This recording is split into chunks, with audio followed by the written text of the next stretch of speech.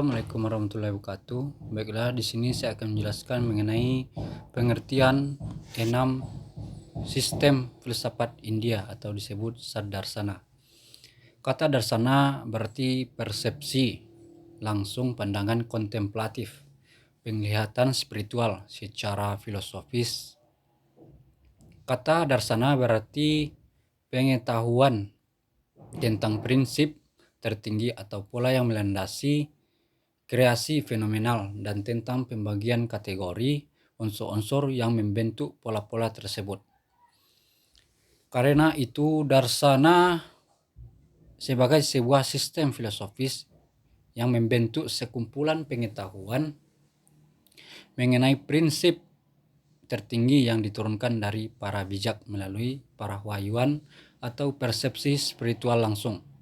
Keenam sistem filsafat ini dirumuskan oleh para risis yang melihat realitas atau kebenaran yang sama, tetapi dari sudut pandang serta kedalaman yang berbeda. Jadi Saddarsana berarti 6 pandangan tentang kebenaran, yang mana merupakan dasar dari pemikiran filsafat Hindu. Aliran-aliran ini merupakan filsafat India yang dikembangkan sebagai hasil pengetahuan yang didapatkan melalui Veda, Brahmana, Upanishad, dan Purana dalam sejarah pemikiran India.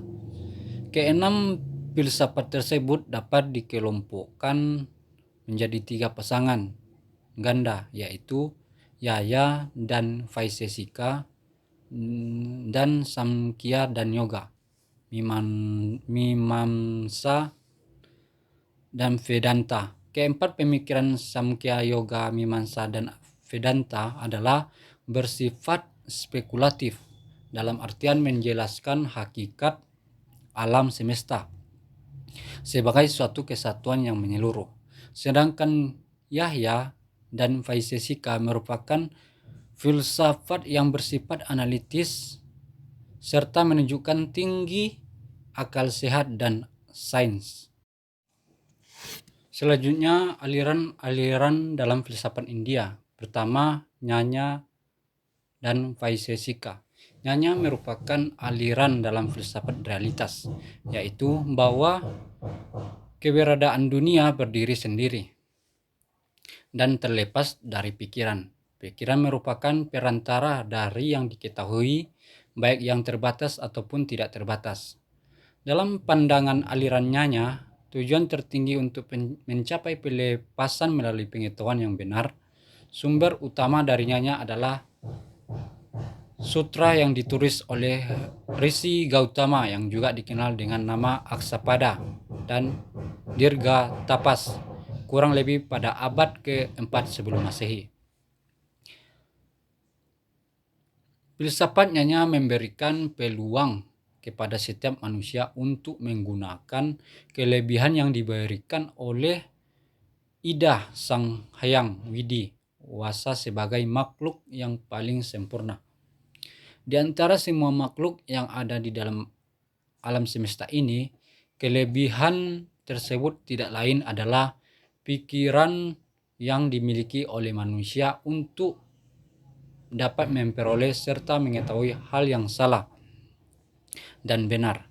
Sistem filsafat Nyaya mengemukakan 16 pokok pembicaraan, diantaranya seperti Pramana, Prameya, Samsaya, Prayojana, Dirstanta, Siddhanta, dan sebagainya.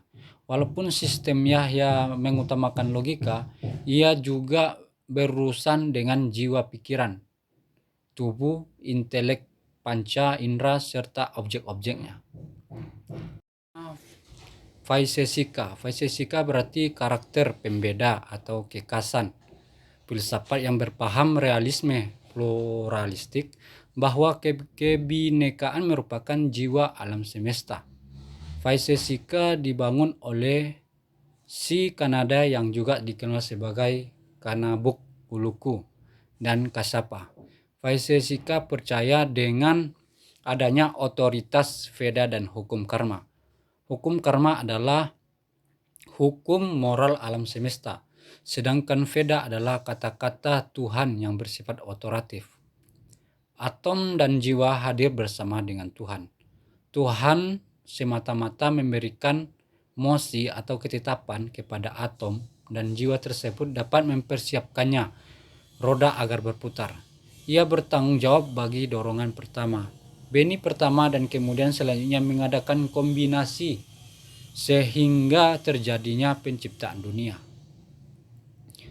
Semesta juga diarahkan oleh hukum karma yang mencerminkan oleh kekuatan tak nampak yang menyebabkan sesuatu atau karma dan memunculkan akibat atau disebut pala. Kekuatan tak nampak tersebut memerlukan Tuhan sebagai supervisor dan pengendali. Kedua, Samkhya Yoga. Samkhya berasal dari dua kata, yaitu sam yang berarti bersama-sama dan kya yang berarti bilangan. Samkhya berarti susunan yang berukuran bilangan atau juga bisa berarti pengetahuan yang sempurna. Menurut Samkhya, pribadi yang tampak bukanlah pribadi yang sebenarnya, melainkan khayalan. Pribadi yang sesungguhnya adalah parusa atau roh itu sendiri. Samkhya menekankan pada unsur dualitas sebagai awal terjadinya alam semesta, yakni parusa dan prakrti. Parusa adalah rohani dan prakrti adalah asas atau kebendaan atau jasmani. Menurut Mas Wira, prakrti bergantung pada aktivitas dari dua unsur pokok gunanya sendiri atau bersifat metafisika. Prakrti merupakan ketiadaan kecerdasan seperti seutas tali yang terdiri dari 3 bagian pintalan yang terbentuk dari triguna. Ajaran Samkhya menjelaskan bahwa asas prakrti merupakan pantulan dari Maha Kuasa. Samkhya merupakan aliran yang mengemukakan realitas tentang adanya asasi yang bersama-sama menyusun realitas dunia. Ajaran ini pertama kali dicetuskan oleh Saka Kapila pada abad ke-5. Dua asas tersebut dimanifestasikan sebagai roh dan badan. Dalam susunan realitas dunia, prakti atau disebut jasmani dinyatakan sebagai malam, parusa atau roh. Sebagai matahari, Sang Hyang Mahadewa adalah cahaya dan batara. Sifa adalah sepi atau sunya. Adapun hakikat alam semesta, di mana utara adalah awal, tingginya tak bisa dijangkau. Itulah alam kekosongan atau disebut Suyapada. Budi niskala berpusat pada kesadaran atau citta. Dari sanalah asal muasal dan tujuan yang disebut sifa paramarta. Ketiganya merupakan tempat kelepasan khususnya pada kesatuan dari raga, atma, dan batara. Yoga. Yoga secara etimologi berasal dari bahasa Sanskerta, yakni yoje, yang berarti kesatuan, keterhubungan antara kesadaran individu dengan kesadaran universal yang mutlak dan yang tak terbatas. Kondisi ini menggambarkan dua hal yang berbeda, yakni diri pribadi dan diri universal. Namun keduanya memiliki sumber kesadaran yang sama. Perbedaan kondisi ini bersifat sementara yang dapat pengaruh dari ketidaktahuan atau adivya yang disebabkan oleh ikatan maya atau prakti ketidaktahuan yang merupakan salah satu penghambat seseorang dalam mencapai kesadaran rohani.